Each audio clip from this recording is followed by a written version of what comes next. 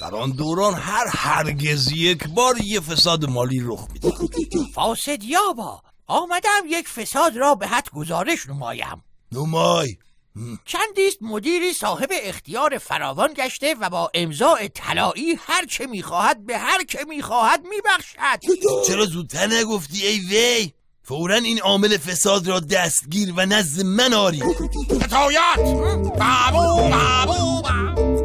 سپاسگزارم که اینقدر در مبارزه با فساد سرعت عمل دارید. وظیفه مان است. بابو! بفرمایید قربان، عامل فساد را دستگیر نمودیم. داشت یک امضای طلایی دیگر نیز میزد. خسته نباشید. آقا باید جلوی امضاهای طلایی که باهاش پول و زمین و خونه و نفتکش و دخل و به برخی بذل و بخشش میکنن گرفته بشه. حال چه کنیم ای قربان؟